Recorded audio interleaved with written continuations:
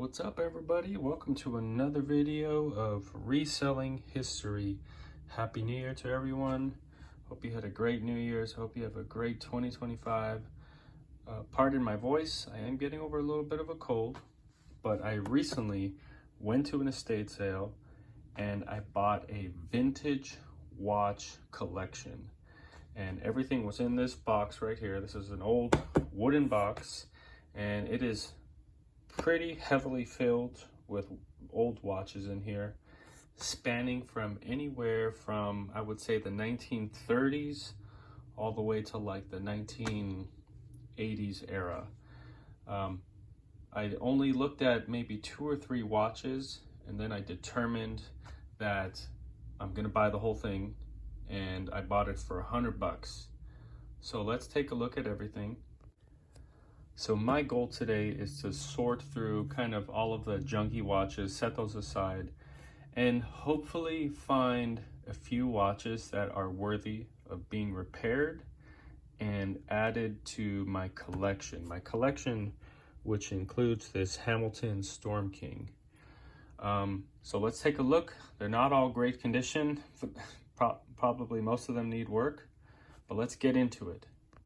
All right, everybody, let's open it up. All of these watches are from the same estate. I'm assuming that came from the same gentleman. And like I said, they all seem pretty old. There might be a few quartz watches in here, but for the most part, I'm thinking they might be mechanical. And here is a quartz watch right here. This is kind of like a cheap junky watch. So all the junky stuff, I'm just gonna kind of set aside, and I'll probably sell those as a lot together. And here's a Gruen, but this is a quartz watch. It looks like it's kind of like a diver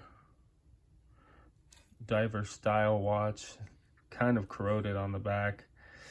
Yeah, as you can see, a lot of the plating is worn off. That's probably a junk watch in my eyes. So this is kind of like, this is like your dream find if you're a watch enthusiast at an estate sale. $100 for a box of vintage watches. You can't really beat that.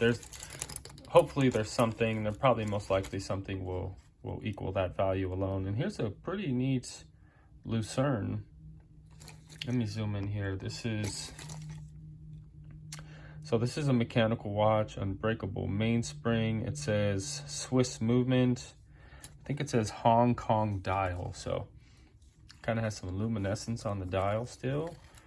I don't think it's waterproof, but it does kind of look like that skin diver style. Has a pretty decent band on it. This is probably from like the 70s or 80s, this watch. I think we're gonna set this aside kind of like as a nicer watch. You know, if that's running, it's probably a $30, $40 watch possibly. All right, and here's a Timex right here. This doesn't really look like anything special type of Timex, but you'd be surprised. Some Timexes, like the old Marlins from the 1950s and 60s, they can bring some decent money, sometimes over $100. That one doesn't look particularly special. And looks like the oldest watch so far. This is a Moriva watch, and this thing is beat up. This is a parts watch. Kind of cool black dial on it. Never heard of Moriva, but during the 30s and 40s, there was probably hundreds of thousands of watchmakers. So just another one of the watchmakers that came and gone. Here's another kind of nothing special type of Timex watch. It's a women's watch, and women's watches, they're really not that valuable unless they're really high end, you know, solid gold or diamonds, or kind of like old Art Deco watches. You know, there were some nice watch bands in here, which I saw too, which I really liked. Unfortunately, this one's missing that little metal piece on the end right there. I'll set any nice watch bands aside.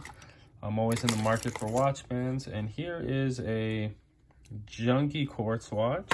Set that aside. We got some watch cases too. That's a woman's watch. Let's see what this is. This kind of looks old right here.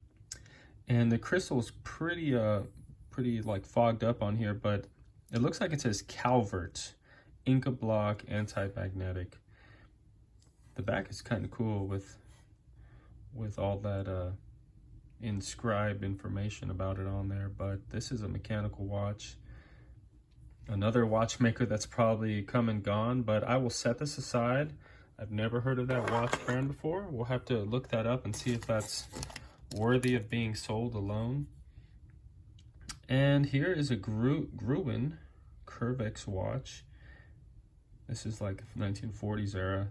And I've seen these before. When these are restored and in running condition, they can sell for a decent amount of money, probably a couple $100. This one is this gold? Let's check this out closer. So I thought for a second it might be solid gold, but it's 14 karat gold filled, which is still nice. Gold filled is just a fancy way of saying heavy gold plating, really. But this is a parts watch right here for sure. Somebody will probably want to buy this for parts. That's probably maybe a $10 watch. There's something else right here. Here's another Art Deco looking. This just says Swiss. And stainless steel back. This is probably 40s or 50s. I don't see any watch name. Let's open up the back and see who made this watch. All right, so the dial's not in the best condition. Hands are a little bent, it looks like. Let's turn it around and see who made this watch. And this is a 17 jewel NSR. I actually have a watch by NSR, an automatic watch from like the late 40s, early 50s. So they made a lot of watches back in the day, and they were under many different US names. As you guys probably know, like a lot of watchmakers, they use different names when they sold watches in the US. So NSR is just one of them with many different names, probably from the 40s or 50s or so. This might be a parts watch. Might be worth maybe $5 or $10 to the right person, so I'll set this aside. All right, we're still hunting here, and there is more watch cases also. So those are watch parts. And here's an interesting watch brand right here. This is a Benris watch brand. This is 17 jewels, and they were like probably one of the most prominent watchmakers back in the day, like in mid-century or 1940s era. They made a lot of military watches, some I believe during World War II all the way up to the Vietnam War era. They had a contract with the US government to produce watches, and this is just, you know, your typical man's watch, everyday wear. It is a mechanical watch. It's not winding. It has a stainless steel back, electroplated bezel, which is another fancy word of just saying gold plated. But this is probably another parts watch right here, probably from the 1960s era. So I'd put maybe a $5-10 on that as well. And this is this is very Art Deco right here. Let me zoom in.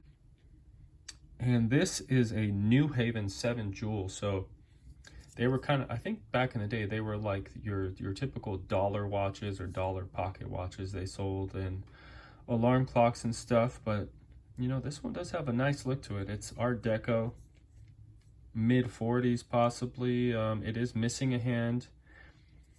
If you're ever wondering why the crystal turns yellow, it's because sometime around like the 30s or 40s, they started using, I think, acrylic crystal with like plastic in it. And basically over time, it just, you know, the chemicals leach out to it. It starts to turn yellow. In fact, it could start to damage the dial because the chemicals get trapped inside, and it can kind of corrode everything. Let's wind this up and see if it's working. And as you can hear, it is ticking. And a lot of times these dollar pocket watches or wrist watches, they're running after a long time. They can be quite reliable. It is missing a hand, but I think somebody would like this just to add another hand to it, and you know, probably a nice little $10 watch.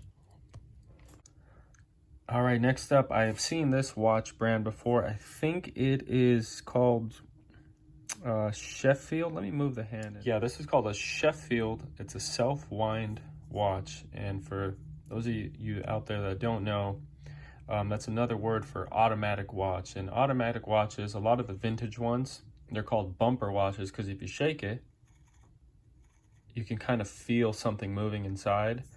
That's just the power reserve. That's how the watch gets powered, with movement. And this looks like it's running too. Well, it looked like it was running for a second. Yeah, it does look like it's possibly running. We'll have to test this out. But, you know, I don't think Sheffield is really worth a lot. I've seen their watches before. It's probably another $10 watch or so. All right, so far, a few $10 watches here and some junk part watches.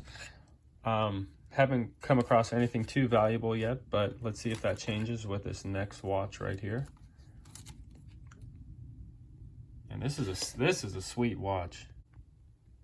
Yeah, this thing is nice right here. This is a Whitnauer, and this is one of the watches I saw. I took a look at, and I was really digging this vintage watch stainless steel bracelet. These are kind of hard to come by, these original bracelets like that. And this screams 1940s to me, mid 40s, late 40s. It's kind of like that typical military style dial. Whitnauer, I believe they did issue some watches to soldiers during World War II. They had a contract with the government. I don't think this is one of them. I'll have to double check, but man, what a neat looking watch. Unfortunately, one of the hands is partly worn. It was probably some radium that just worn off over time. At one point, these numbers probably had more radium on there, aka radiation. Not a great crystal. It looks acrylic, cheap plastic, typical for that era. But this is a neat watch right here. I'm gonna say this is probably a $40 or $50 watch. Oh, I gotta see if it's winding. It is not winding. Like I said, it's for a parts watch or to repair. It's probably a $40 or $50 watch, just as is. With a bracelet, possibly a little more, but I'm gonna set this aside and I'm gonna consider getting this repaired for my collection. Well, that was a cool watch. So let's see if we can come across anything else. This is a Vantage, and this is a cheap mechanical watch right here. It looks like a woman's watch. Kind of cool, like see-through movement. Yeah, this is cool. I'm gonna set this aside. I think that's a woman's watch, so it looks awfully small. Well, what else do we got here? This is I believe that says Walden Deluxe, and this is not automatic, and it has a very yellowed crystal. Diamond tooled, electronically timed, so this is 50s, probably 1960s. It's probably a $5 or $10 watch as it is. And there's a cheap Timex woman's watch. We've got another beat up Timex. And let's see what this is right here. This is a blue dial Timex. It looks like a woman's watch. It's compared to, whoa. Yeah, the dial part just looks pretty small, so that's probably a women's Timex watch. I'll set that with other cheap ones. All right, we got some more watch parts, watch bands. We have this watch right here. This is a Gruen Precision women's watch. You always, these aren't worth a lot, but always check the back just to make sure. This is stainless steel, but just to make sure it's not solid gold. That gold value is pretty high right now, so you always got to double check things for gold. This is another cheap Timex. And this is a Timex men's watch. The dial's kind of crooked on this. You know, I'm gonna set this with the other ones. This is probably like a $5 or $10 Timex. It still has the radium on the hands, which is pretty cool. This is a woman's watch pendant. Got another vintage watch band. One of these watches is just randomly taken over here. There is a non-gold woman's watch, a random little compass. That's very weird. I'm gonna set this aside. We got another vintage watch band. I like these old nylon, kind of like military NATO straps.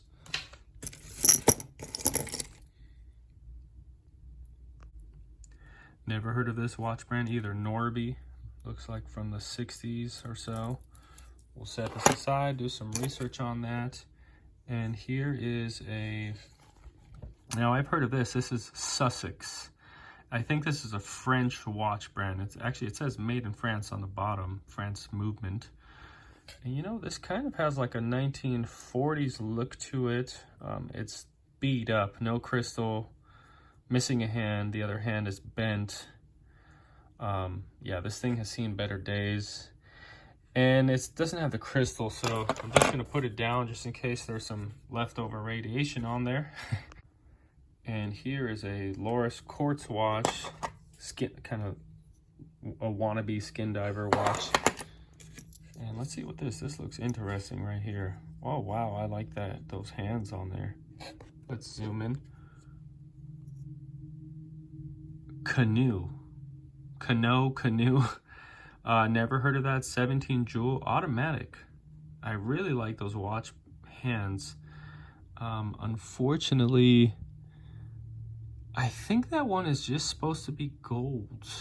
I don't think it's supposed to be radium like the other one. But I love the seconds hand on there, that red seconds hand. Let's shake it and see if it starts running. Maybe I need a little more shake to it.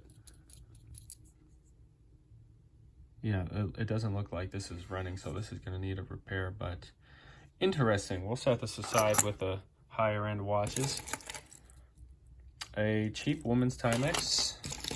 Another cheap woman's Timex. Gruen Very Thin. Oh, awesome. This is another Swiss brand, probably from the 40s. Base metal, okay. It's not even gold plated. Let's wind this up and see if it runs. So this watch is currently running.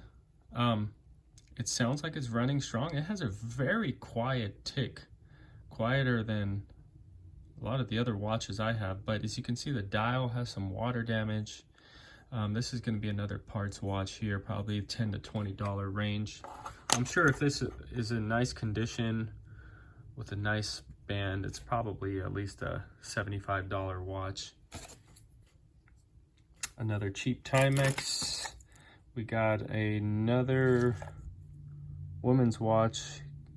I think this is pronounced Caravelli, and that's, in other words, that's like a cheap Bulova watch. They made Caravelli. Some of them are pretty nice though. This is a very odd looking TV looking watch. Chronotron, anti-magnetic. Huh, interesting. Never heard of Chronotron. This is probably 70s, maybe even early 80s era. I'll have to do some research on that one. And here's a nice, solid men's Timex. This is a quartz watch. And oh, it's got a really nice bracelet on there if you're into those, these heavy stainless steel bracelets. In fact, I believe this is a Timex bracelet too. But it's in good condition. It looks like it just needs a battery and Indiglo. That's kind of like probably their most popular watch, military style. Put a battery in there. That's probably at least a $40 watch. And let's see what else we can find here. Another Timex automatic men's watch. Ah, okay. Oh no, this is a Timex bracelet. Got some corrosion on the bottom. That's not great. But there are a lot of people who like these vintage Timex automatics, so we'll set this aside. All right, you guys, I just replaced the battery in my light because it was getting really low, but let's see what else we can find. This is Timex, another junk watch, and another Timex. Man, there's just no end in Timex. But this is a self-winding watch, and it's currently running. It's probably from the 60s or 70s, and not a bad watch. We'll set that aside here. And here is a junk quartz woman's pocket watch and a Benrus quartz watch. Benrus is an interesting brand. I think they went out of business, well, for a little bit. I want to say they were bought by either Hamilton or Belova or something like that. Yeah, but they have a lot of history. This is a quartz watch right here. I'll set this here. Another cheap watch. And I'm seeing a couple nice last two watches here. These look pretty nice, and we got some more watch bands. I always like vintage watch bands, especially like these military type straps. All right, let's start with this one first in the plastic. Wow, this is a really nice watch right here. This is an Illinois Art Deco looking watch. I'm gonna have to open this up and see if it's gold. I don't think it is. It looks too kind of scratched up, and I see some green on it. But yeah, what a cool watch. The dial doesn't look that great. I mean, it could be worse. But yeah, Illinois, man, they made some beautiful watches back in the day, including pocket watches. They're probably, in my opinion, one of the best historic watchmakers from the United States. Really, really cool watches they made, especially during that Art Deco era. And some of them can go for a lot of money, up to $1,000. But let's open this up and see what the metal content is. So the metal content is 14 karat gold filled. So, I mean, that's better than just being base metal. Illinois watch, Springfield, Illinois. Now let's take a look at this movement. Not bad, not bad. Let's wind it up and see if it works. All right, unfortunately, it's not winding up. Doesn't wind any further. It probably needs a nice cleaning. A lot of gunk stuck in there. You know, oil over the years, it just turns into like a thicker consistency. So it needs to be cleaned. But this is a nice watch. I'm gonna say it's probably at least a $50 watch in this condition. To the right person who likes repairing these type watches, I might consider repairing this with my watchmaker. So I'm going to set this aside, but I'm not going to hold it too much longer because it might have been radium at some point, and I've probably been exposed to some radiation during this video. I guess it just comes with the territory when you like old things. They used that a lot back in the day. All right, and the last watch here, it looks pretty neat without even looking at the watch yet. It looks 1930s era. Let's take a look at this, see what this is. Oh, there's a little crystal right there, but let's look at this, and this is an interesting watch. You can see it's very yellowed, the crystal. Let's zoom in on here. So it says Compos, and I've heard of Compos before. It's not the watchmaker. I think it's the type of watch it is. And I think the watchmaker for this is, I think it's pronounced Vulcan or Volcon. And they have a, they go far back to the 1800s. Their probably most famous watch was an alarm wristwatch during like the late 40s, mid-century.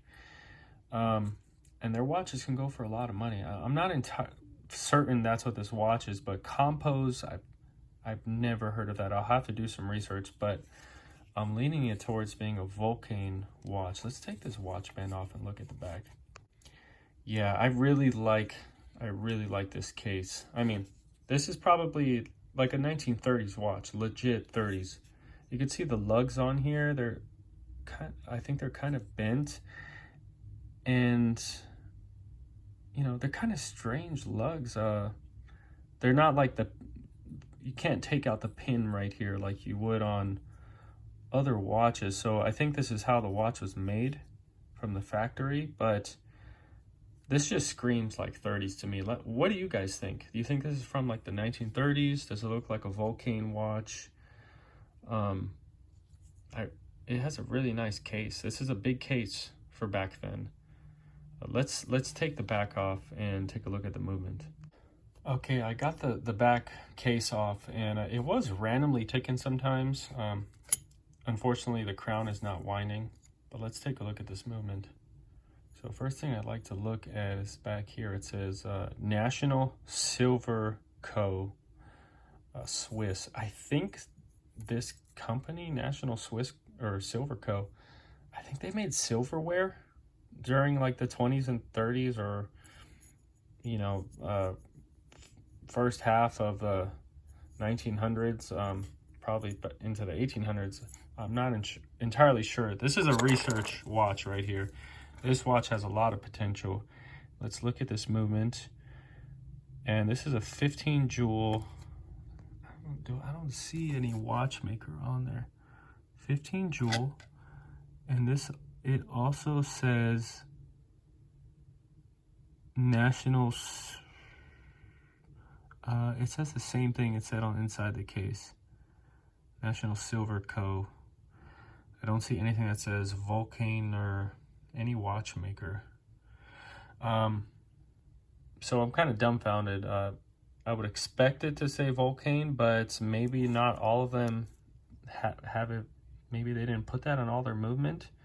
I have to do some comparisons with the movement from an actual Vulcain watch to see if that's what it is. But this watch does have a lot of potential.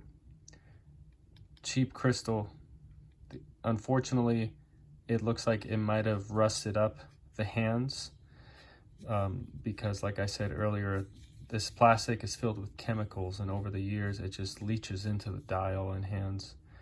I don't have the tools to take this crystal off, so I'll have to take it to a watchmaker to take a look at the dial and see how it looks, because I can't really get a good look at it. But you know, just because a dial is a little damaged or has patina, it's not always a bad thing for me. I kind of like that look. Well, everybody, that's all the watches I paid $100 for. You know, we got the watches that I'll try to sell individually. These probably range from anywhere from, I would say, $5 to $40 each. And these are just your junk watches. You know, sell this as a lot, maybe 20, 25 bucks. We got some nice watch bands. But let me know in the comments, what do you guys think? Do you think I should restore the Wittnauer, the potential Vulcain watch, or the Illinois watch? Which one is most worthy of being repaired to working condition and would be the best long-term investment? Let me know in the comments. If I should do all three, tell me all three. I love preserving history, and I hope you guys, this is still running, by the way, this New Haven. Hope you guys enjoy the video. If you did like this video and you like old watches and collectibles and antiques, please hit that subscribe button, like the video, and comment down below what was your favorite watch. Take care, you guys.